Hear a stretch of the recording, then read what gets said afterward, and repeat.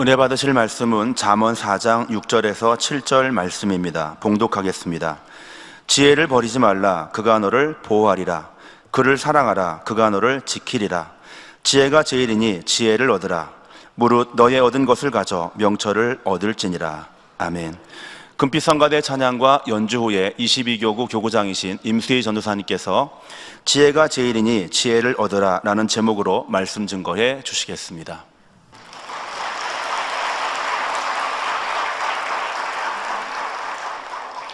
금빛성가대의 찬양과 연주에 감사드립니다. 사랑하는 성도 여러분, 행복한 한가위 되셨습니까? 아마 그리스도의 향기를 내시며 행복한 시간을 보내고 오셨으리라고 생각합니다. 오늘은 우리 서로서로의 주고받는 행복이 배가 되시면 좋겠다는 마음으로 이야기 두 편을 준비했습니다. 목자님께서는 그동안 이 땅을 살아가는데 필요한 많은 지혜를 저희들에게 가르쳐 주셨는데요. 그 중에서 목자님의 저서인 지혜의 샘에서 두 편의 이야기를 발췌했습니다. 이 위에도 목자님의 잠언 강해와 책자 등불, 책자 지혜 등을 참조해서 오늘 설교를 준비했습니다. 오늘 두 편의 이야기에는 우리가 이 땅을 살아가는 데 도움이 되는 지혜에 대한 메시지가 담겨 있습니다. 이 지혜를 온전히 우리 자신의 것으로 삼아서 주님 오시는 그날까지 늘 행복한 삶을 사시길 바라는 마음으로 오늘 설교를 준비했습니다. 먼저 첫 번째 이야기를 들려드리겠습니다. 우리는 살아가면서 때로는 오해받을 때가 있습니다. 내가 말하지도 않았는데 했다고 하고, 어떨 때는 왜 하필이면 꼭 나에게 이런 일이 있나 이런 생각이 들 때가 있지요. 첫 번째 이야기는 이런 속상한 일을 만났을 때도 행복한 삶으로 가는 지혜를 말하고 있습니다. 한 스승과 제자들 사이에 있었던 이야기입니다. 어느 날 스승과 제자들이 시장을 지나가고 있었습니다. 그런데 주변 사람들이 다가와서 시비를 걸었습니다. 그런데 어떤 이유로 그들은 스승과 제자들을 오해했던 것 같습니다. 이때 제자들은 격분했습니다. 그런데 스승은 아무런 동료가 없었습니다. 제자들은 이유도 없이, 그리고 이유도 모른 채 비난받는 것이 너무 억울했지요. 흥분을 감추지 못했습니다. 하지만 스승은 잠잠했습니다. 스승은 집으로 돌아와서 제자들에게 벽장 안에 보관해 두었던 편지 뭉치를 꺼내서 보여주었습니다. 그 편지들의 내용은 스승인 자신을 근거 없이 비난한 내용들이었습니다. 스승은 제자들에게 이렇게 말했습니다. 나도 너희들과 다름없이 남들로부터 오해받는 것을 피할 도리가 없었다. 그러나 나는 오해받는다고 해서 전혀 개의치 않는다. 내가 개의치 않게 되면 내게 다가온 첫 번째 더러움을 어찌할 수 없다 하더라도 두 번째 더러움은 피할 수가 있다. 두 번째 더러움을 뒤집어 써는 어리석음을 면할 수 있는 것이지. 지금 내 마음은 맑고 고요하다. 여러분, 참 아름다운 표현이지요? 지금 내 마음은 맑고 고요하다. 맑고 고요하다. 이 구절에서 생각나는 분이 계시지요? 어떤 오해를 받아도 늘 목사님은 그러하셨습니다. 지금도 그러하고 계시고요. 여기서 스승이 말한 첫 번째 더러움이란 무엇일까요? 다른 사람들의 입에 오르내리는 것을 말합니다. 그러면 두 번째 더러움이란 무엇을 말할까요? 두 번째 더러움이란 오해받아 시비를 붙은 그 일 때문에, 바로 그 일 때문에 서로 다투는 것을 말합니다. 서로 마음이 불편하고 마음이 요동하여 시시비비를 가리고자 하는 것이지요. 우리가 살아가다 보면은 내가 하지도 않는 일이나 말로 인해서 주변 사람들에게 종종 오해를 받는 경우가 있습니다. 나는 진짜 선한 의도로 얘기를 했는데 도리어 난처한 입장에 놓이거나 비방을 당하는 경우도 있지요. 이럴 때 오늘 말씀드린 첫 번째 이야기를 떠올려 보는 것도 좋은 방법일 것 같습니다. 목자님께서는 이런 경우에 시시비비를 따지는 것보다 하나님께서 역사하시도록 맡겨드리는 것이 나을 때가 있다고 설명하십니다. 자기 입장을 변명하면 할수록 잘못된 인식만 쌓일 수가 있기 때문입니다. 또한 변론하여 억울함을 밝혀낸다 해도 그 과정에서 타인의 허물이 드러날 수가 있지요.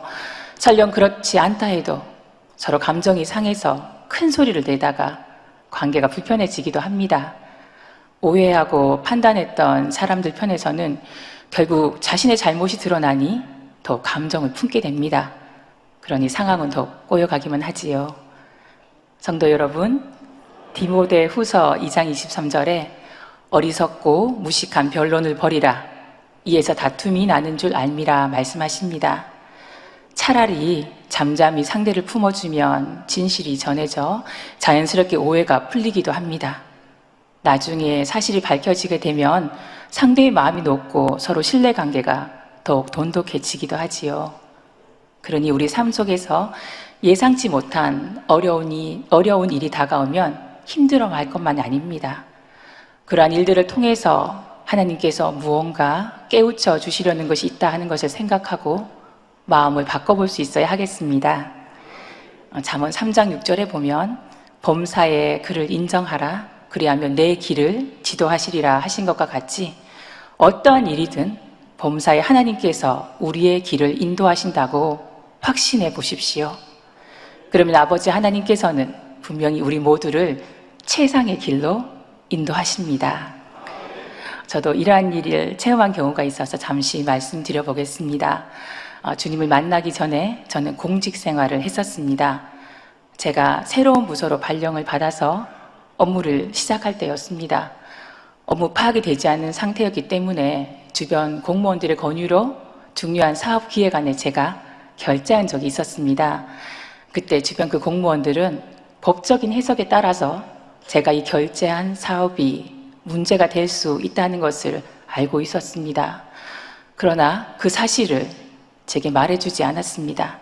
그 사업은 시작됐고 몇 달이 지나자 문제가 발생했습니다. 상부기관의 감사가 시작된 것이었죠. 그 사업의 결제 라일에는 제 이름이 있었고 책임 소재는 바로 저였습니다. 감사가 시작됐을 당시만 해도 저는 제가 무엇 때문에 감사를 받고 있는지, 무엇을 잘못했는지 잘 알지 못했습니다. 감사를 진행하면서 업무 오류 등의 사실관계를 서로 확인하는 확인서라는 것을 써야 하는데 그 확인서의 내용이 사실 다소 좀 심각했습니다. 그대로라면 제 공직 생활에 큰 지장을 줄 수도 있었습니다. 하지만 어찌할 도리도 없었고 다른 사람을 거론하고 싶지도 원망하고 싶지도 않았습니다. 모든 책임을 지겠다는 마음으로 저는 그 확인서에 도장을 찍었습니다. 제게 그 사업에 협조를 요청했던 관련 공무원들은 이 일에 아무런 반응도 없었습니다. 그들은 제가 징계받는 것으로 이 문제 사업이 잘 마무리되길 바랬던 것 같습니다. 사실 업무상 징계를 받으면 승진에서 밀리기 때문에 민감할 수 있으나 저는 어떠한 변명도 하지 않았습니다.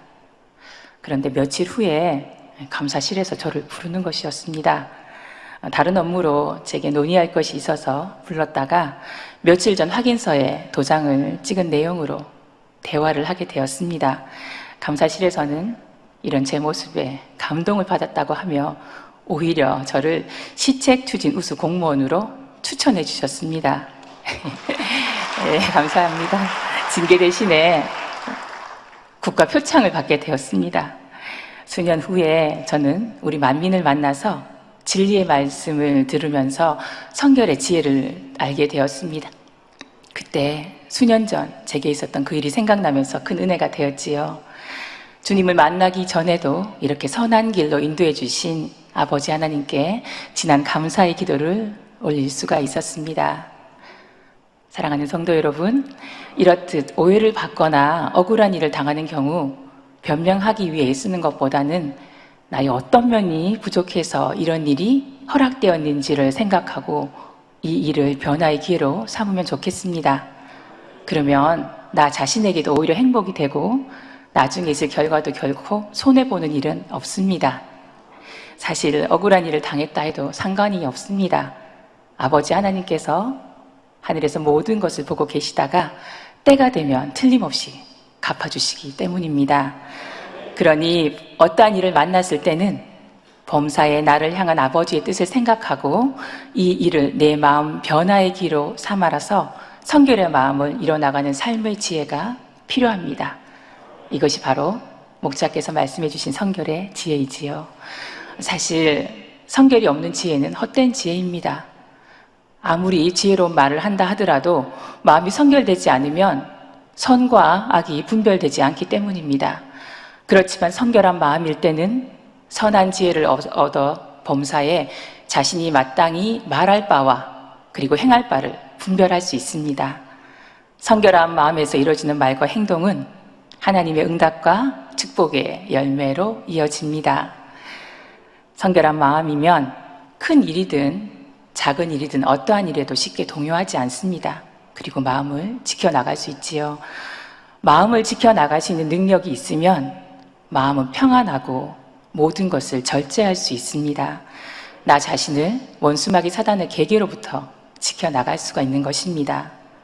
미움, 시기, 질투 등 모든 악을 버리고 진리로 마음을 채우는 만큼, 다시 말해서 성결을 이루는 만큼 평안해지고 행복해지는 것입니다. 무엇보다도 하나님의 사랑을 받는 행복 가득한 삶을 살 수 있습니다. 그러면 여러분, 우리가 더 성결하고 온전한 마음을 이루기 위해서 우리는 어떠한 행함부터 점검을 해나가야 할까요? 무엇보다 내 입술에서 나온 말을 삼가 지켜나가면 좋겠습니다. 말이 많으면 실수가 많을 수밖에 없습니다. 말이 많으면 쓸 말이 적다는 속담도 있지 않습니까? 한 번 내면 주워 담을 수 없는 것이 말입니다. 말은 영계에서 계약서에 도장을 찍는 것과 같다고 목자께서 말씀하셨고, 입술의 말을 주의해야 함을 특별히 강조하셨습니다. 말 한마디 한마디에 신중해야 합니다. 그리고 내가 한 말에 대해서는 책임을 져야 한다는 것을 늘 생각해야 하겠습니다. 그래서 내 자신의 입술에서 나오는 말은 내가 얼마나 성결되었는가를 점검하는 최우선의 평가 지표라고 할 수 있습니다. 앞서 말씀드린 스승과 제자 이야기에서 스승은 자신의 마음을 지키는 지혜를 행했습니다. 성결의 지혜를 마음에 이루고 행할 때 가장 먼저 입술의 말부터 절제하게 되는 것입니다. 그 스승은 억울한 일을 당했을 때 우선 잠잠했습니다. 마음과 입술의 말을 지켰습니다. 그럼으로써 두 번째 다가오는 더러움을 피할 수가 있었지요. 이 이야기는 영적으로도 매우 중요한 의미가 있습니다. 애매히 뺨을 맞을 때 한쪽 뺨을 더 내어주더라도 그것이 화평을 이루고 오해를 푸는 길이라면 그렇게 하는 것이 주님의 가르침입니다. 오해받아 시비를 붙는 두 번째 더러움을 덮어쓰는 일보다는 설사 뺨을 맞는 듯 아픔이 있어도 내 마음과 입술을 절제하고 잠잠히 하나님께 맡겨드리는 지혜가 주님의 뜻이라는 사실입니다. 이렇게 선을 행할 때가 되면 하나님께서 합력하여 선을 이루어 주십니다. 뿐만 아니라 애매히 오해를 받는데도 다툼이 없이 잠잠하면 원수마귀 사단이 더 이상 송사해봐야 남는 것이 없으니 물러가지 않겠습니까? 믿음의 형제 자매들이 함께하는 곳에 모두가 이런 선한 마음을 가진다면 원수마귀 사단이 송사하러 왔다가도 별 소득이 없으니까 피해갈 것입니다. 목자님께서는 지극히 온유하고 선한 만민의 장로님 한 분에게 원수마귀 사단도 피해간다고 표현한 적이 있으시지요. 바로 성결의 지혜를 설명하는 말씀입니다. 야곱의 경우를 한번 보겠습니다. 야곱의 경우 영의 마음을 이루고 난 뒤에 성결의 지혜를 보인 대표적인 사건이 있었습니다. 하나밖에 없는 외동딸 디나가 하나님의 사람 야곱의 공간을 벗어났다가 큰 봉변을 당했습니다. 야곱은 그 소식을 듣고 우선 잠잠했습니다. 양을 치는 아들들이 돌아오기까지 침묵을 지키며 기다렸지요. 마음을 이루어 영의 사람이었던 야곱은 우선 잠잠히 아버지의 뜻을 구하는 지혜를 행함으로 보이고 있었습니다. 반면에 이와는 대조적으로 디나의 오빠이자 야곱의 아들들은 그 소식을 듣고 격분하여 즉각 복수합니다. 앞서 스승과 제자 이야기에서 말씀드린 두 번째 더러움을 그대로 덮어 쓴 것이지요. 그 결과 그들은 저주를 받고 그에 대한 보응을 치르게 됩니다. 성도 여러분, 오늘 첫째 이야기를 통해서 우리 모두 성결의 지혜가 무엇인지, 우리 실생활에서 어떻게 접목할 수 있는지 그 대표적인 사례를 말씀드렸습니다. 특히 주님의 일을 할 때 애매히 오해를 받는 경우에 상가 내 마음과 입술을 지키며 성결의 지혜를 발휘하는 저와 여러분 모두가 되어야 하겠습니다. 그러면 사람이 아닌 바로 하나님께서 멋지게 해결해 주십니다. 지금 우리가 겪고 있는 이 시간, 바로 이 시간들은 성결의 지혜로 내 마음그릇을 넓히고 넓어진 마음그릇에 아버지 주시는 복을 마음껏 누리는 기회가 되면 좋겠습니다. 아멘. 이제는 둘째 이야기를 들려드리겠습니다. 앞서 우리는 스승과 제자들 이야기를 통해서 크고 작은 오해를 받을 때 어떠한 지혜가 필요한지 궁구해 봤습니다. 다음은 오해보다 더 우리를 행복하지 않게 만드는 이간에 대해서 한번 살펴보겠습니다. 원수마귀 사단은 이간이라는 방법을 통해서 상대를 오해하고 미워하는 마음을 심어줍니다. 이런 방식으로 우리들의 행복을 빼앗아 가려 하지요. 어떤 일이 사실이든 거짓이든 그 일로 사람 사이를 이간한다는 것은 경우에 따라 아주 무서운 결과를 초래할 수 있습니다. 그러니 이간하는 사람도, 그리고 이간을 당하는 사람도 이런 일이 발생하지 않도록 참으로 경계해야 하겠지요. 목자님의 저서 지혜의 샘에는 이간에 대한 아주 재미있는 이야기가 수록되어 있습니다.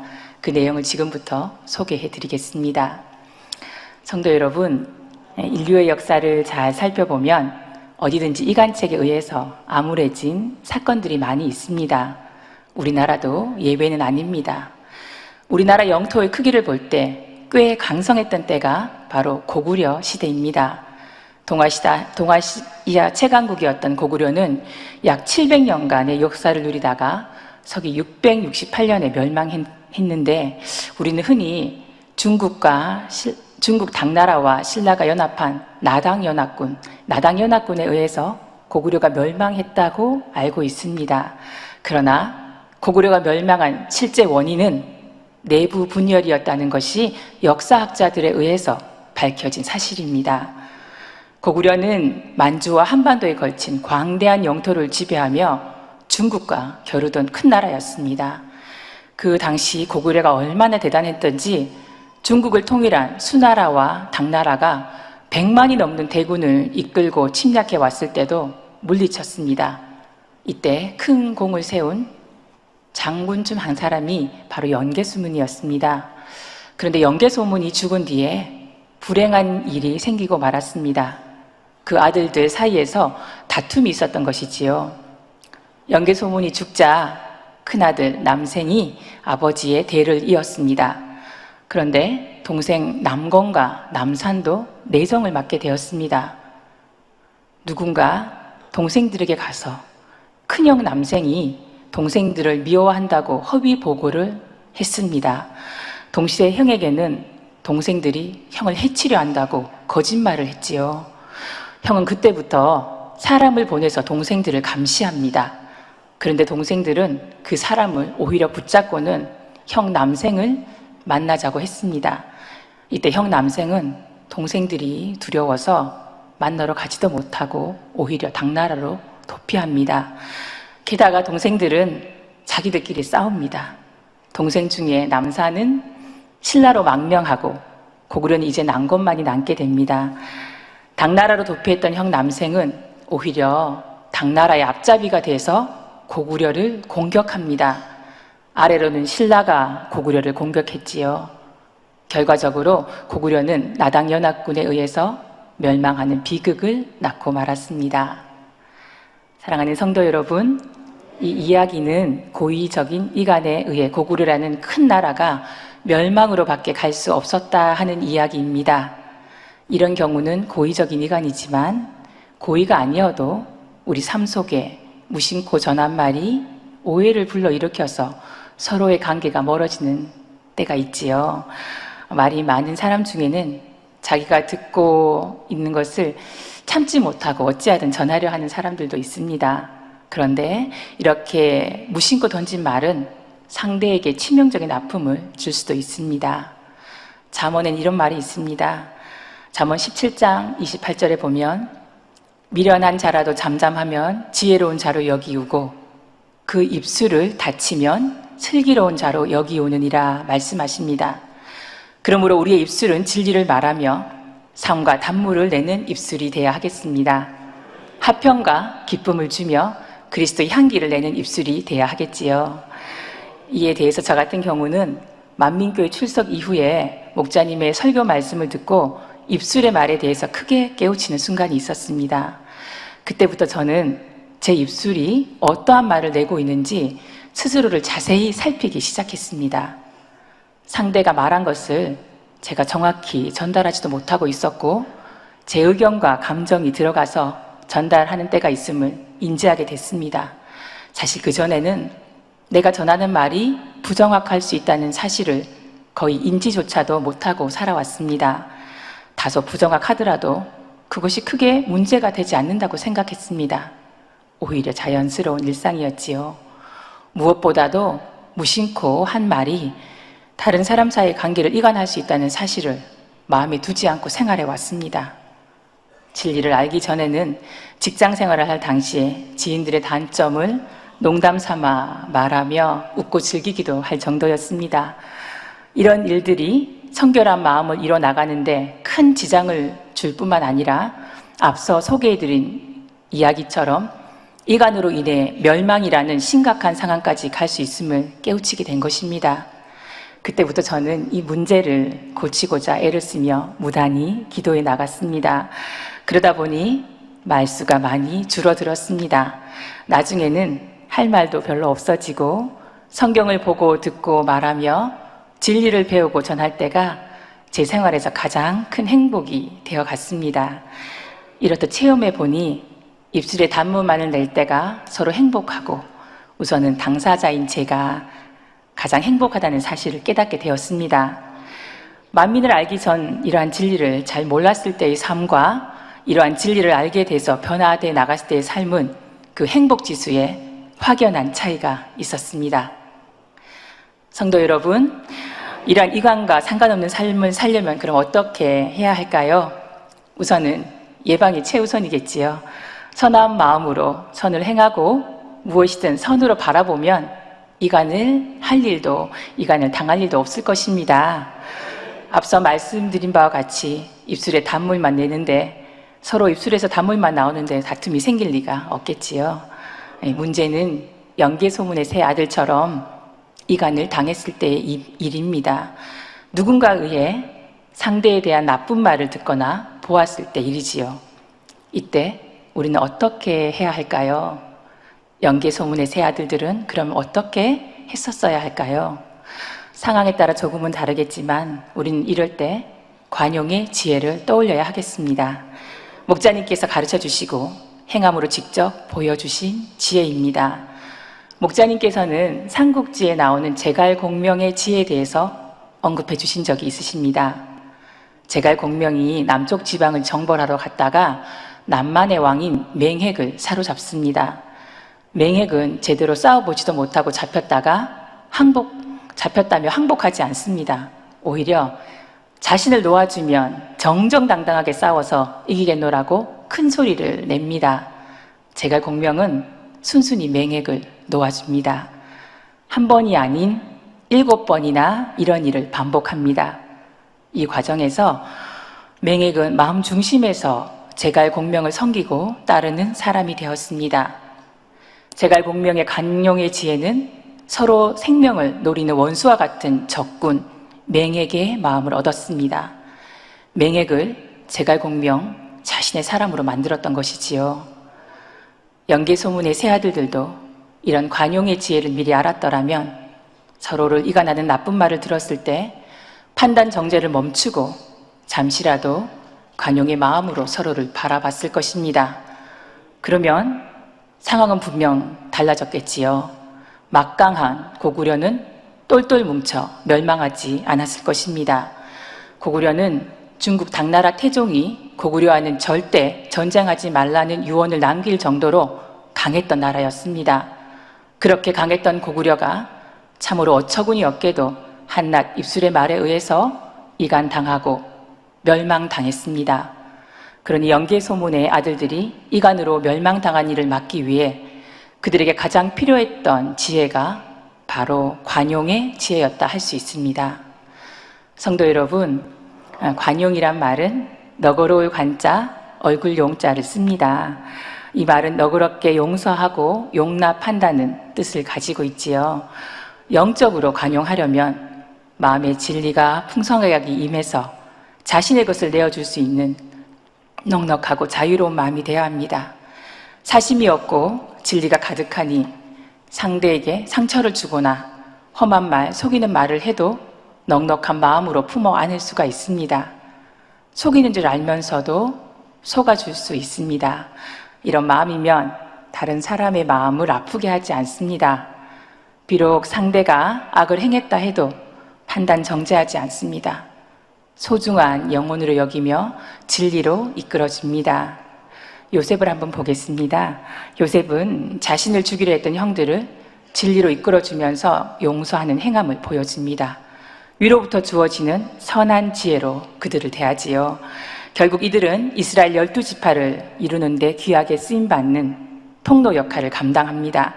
자신을 죽이려 했던 형들이니 그에 맞는 보응을 받아야 한다고 했다면 이스라엘을 향한 아버지 하나님과의 뜻과 섭리는 이루어지지 않았을 것입니다.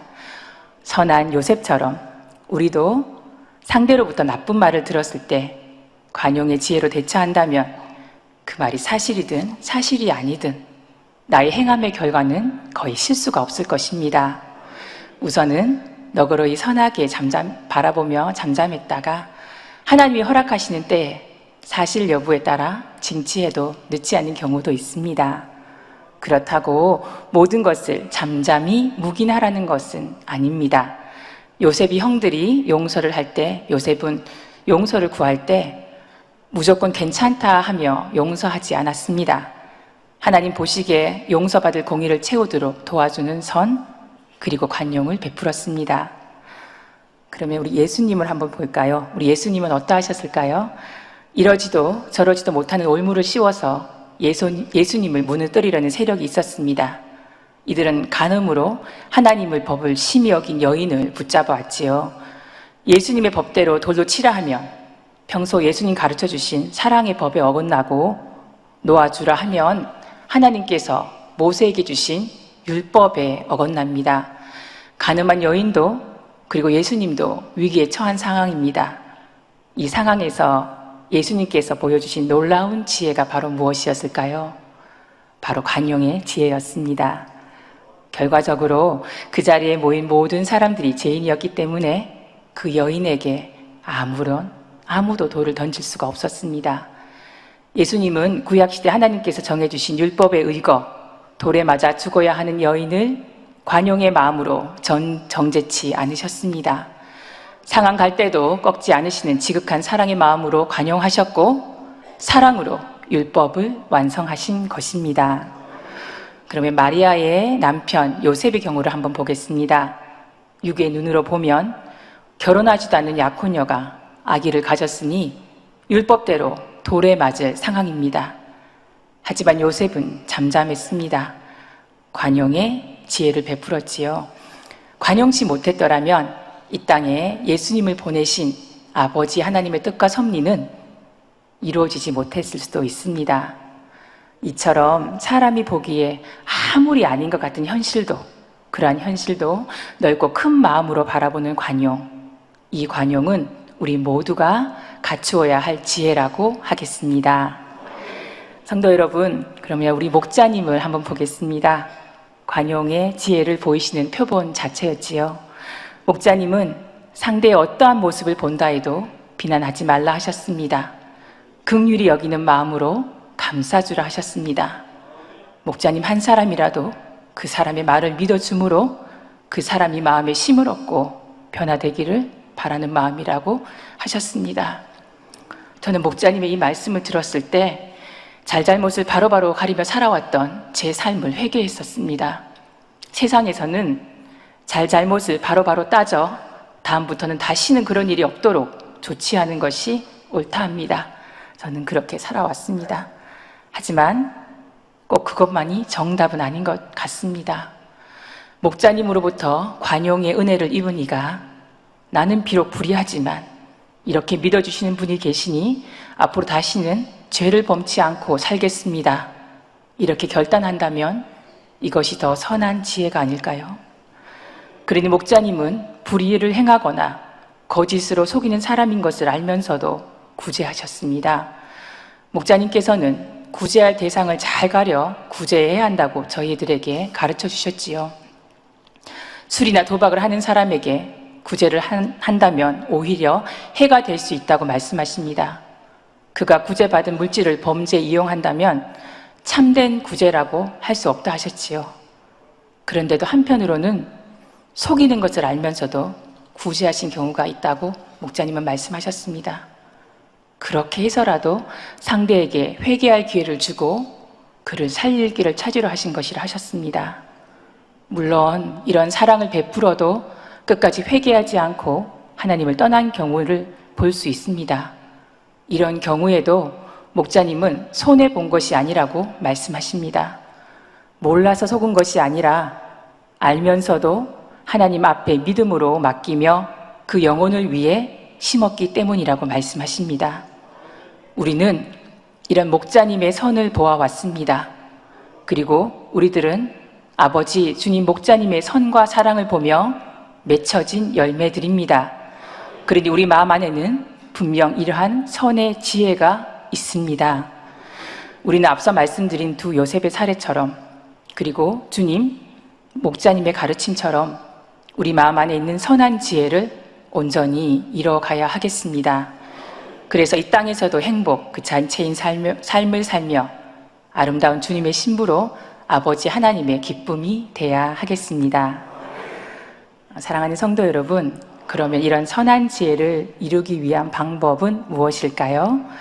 고린도 13장 13절에 그 답이 나옵니다. 그런즉 믿음, 소망, 사랑 이 세 가지는 항상 있을 것인데 그 중에 제일은 사랑이라 하셨습니다.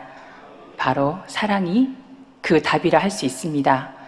세상에서 가장 아름답고 위대하고 강한 힘을 가진 단어를 찾는다면 바로 사랑일 것입니다. 왜 그런지 조금 이따 영상을 함께 보시겠는데요. 이 영상에는 아버지와 아들이 나옵니다.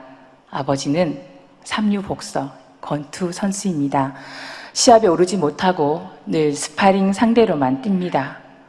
그러나 부끄러워하지 않습니다. 힘든 하루를 보내고 나면 항상 아들을 만나는 기쁨이 기다리고 있기 때문입니다. 하루는 아버지와 아들이 하얗게 얼은 강위에서 놀고 있었습니다. 멀리서 놀던 아들이 녹은 얼음판 아래로 갑자기 사라졌습니다. 아버지는 달려가서 아들의 이름을 부르며 얼음판 아래로 사라져버린 아들을 찾습니다. 이리저리 얼음판 위를 헤매다 얼음판 아래서 아들의 그림자를 찾았습니다. 아버지는 그 얼음판을 맨손으로 깨기 시작합니다. 짧게 설명을 드렸는데요. 영상을 보시고 다시 말씀드리겠습니다. 네, 영상 보십시오.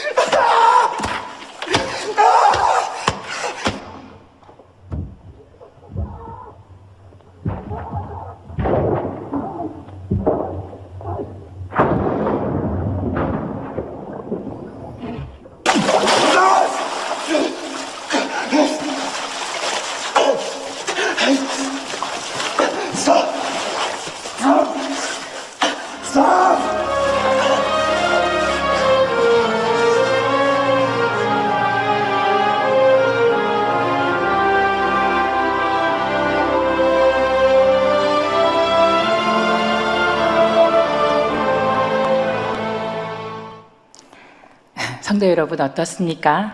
이 영상을 보고 무엇이 떠오르셨습니까? 삼류복서는 세상에서 이겨본 적이 없지만 그의 주먹은 죽어간 아들의 생명을 구하는 구원의 손이 됐습니다. 우리 예수님의 손이 그러하셨지요. 우리 모두를 위해서 예수님은 자신의 손을 십자가 위에 못 박히도록 내어주셨습니다. 이처럼 아버지는 그리고 주님은 간절한 사랑으로 우리를 살리기 위해 모든 것을 내어주십니다. 우리는 이러한 사랑 때문에 바로 이곳에서 경작받을 기회를 얻었습니다. 이러한 사랑을 깨닫고 이 위대한 사랑을 내 마음에 간직한다면 우리가 이 땅을 살아가면서 내 눈앞에 펼쳐진 이런저런 상황이 주와 우리 사이를 결코 끊을 수가 없습니다. 그것이 두꺼운 얼음판이라도, 그것이 숨쉴 수 없는 차가운 물속이라 하더라도 주와 우리 사이를 멀어지게 할 수 없습니다. 그것이 때론 오해이고 억울함이고 불편함이고 내 유익에 맞지 않다 하더라도, 내 생각에 맞지 않다 하더라도, 때론 그것이 아픔이라 하더라도 그것이 아버지와 나 사이를 멀어지게 할 수 없습니다. 그리고 아버지와 자녀와 자녀 사이를 멀어지게 할 수 없는 것이지요.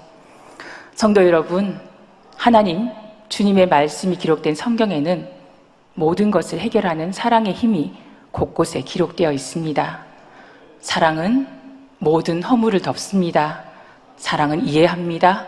사랑은 용서합니다. 사랑은 악을 행치 않습니다. 사랑은 원수 맺지 않습니다. 우리 모두는 이런 사랑을 직접 보아왔습니다. 목자님의 손이 우리와 아버지의 사이에 있던 두꺼운 얼음벽을 생명 다해 예수님처럼 헐어주셨습니다.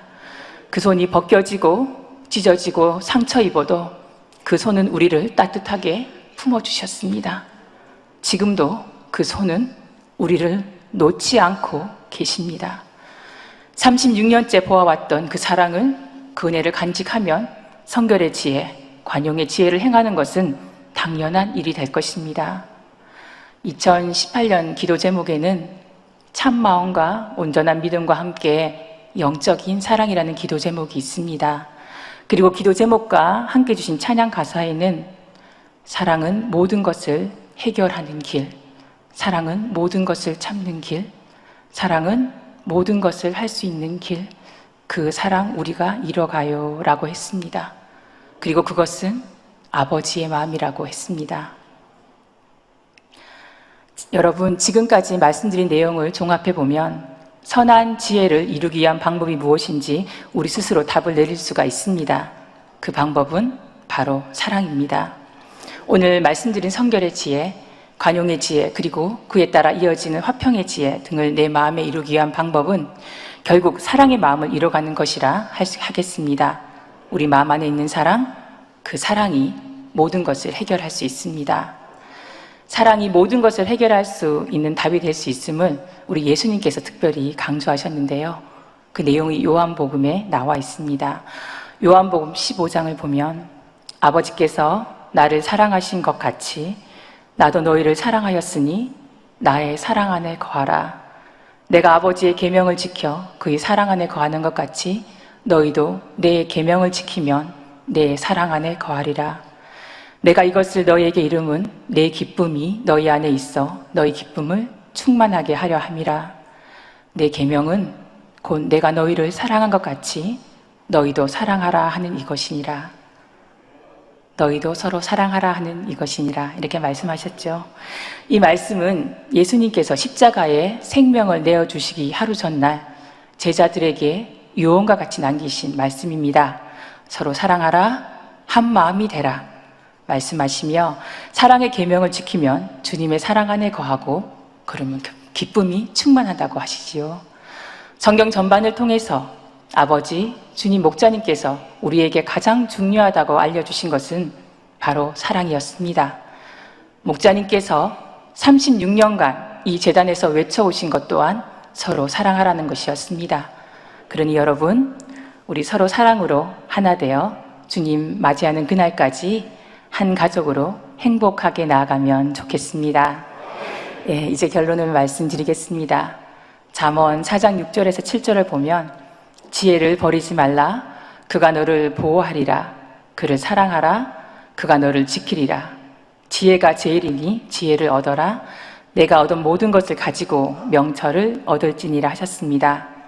이 말씀처럼 선한 지혜가 우리를 보호하고 지킬 것입니다. 오늘 예화를 통해서 말씀드린 성결의 지혜, 관용의 지혜 등 이런 선한 지혜를 마음에 담아 사랑으로 녹이면 그 어떤 것도 만민에게 문제가 되지 않습니다. 오히려 우리에게 주어진 지금의 이 시간은 36년간 아버지 주님 목자님의 가르침을 사랑으로 펼쳐 보여드릴 좋은 기회가 될 것입니다. 성도 여러분, 푸른 초원의 양들 중에는 풍성한 털만 믿고 한겨울에 꼼짝도 하지 않고 홀로 있다가 얼어 죽는 경우가 있다고 합니다. 그런데 이 양들의 털을 깎아 놓으면 춥기 때문에 서로 몸을 비비고 움직여 얼어 죽지 않는다고 합니다. 더 건강해진다고도 하지요.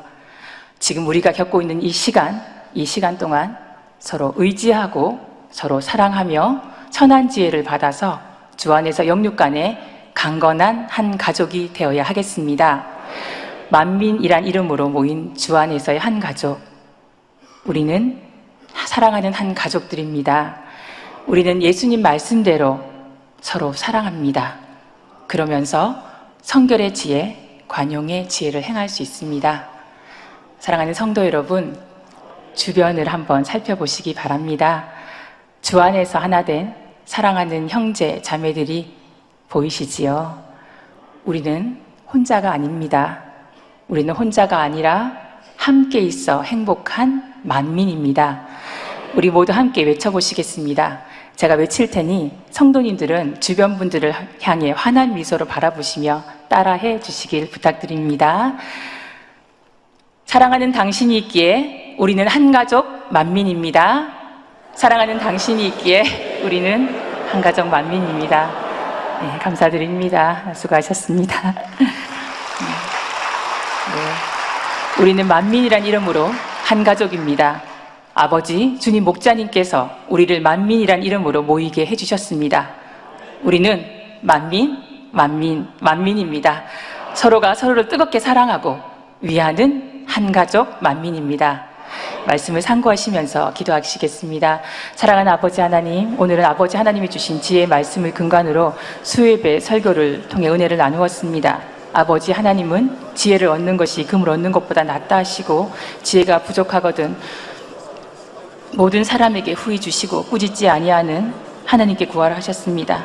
아버지, 저희 만민이 선한 지혜를 구합니다. 아버지 주님 목자님의 뜻이 어디에 있는지 그 뜻을 알아 이루어드리는 저희들이 되게 하시사 이 시간이 결국은 축복의 시간이었노라고 고백할 수 있는 만민이 되게 하옵소서. 아버지 하나님은 언제나 저희들에게 좋은 것만 주셨습니다. 저희를 만민이라는 한 가족으로 불러주셨으니 가장 좋은 길로 인도해 주옵소서. 우리 주 예수 그리스도 이름으로 기도합나이다. 아멘. 涙の中おらる主愛の主それは命与える救いの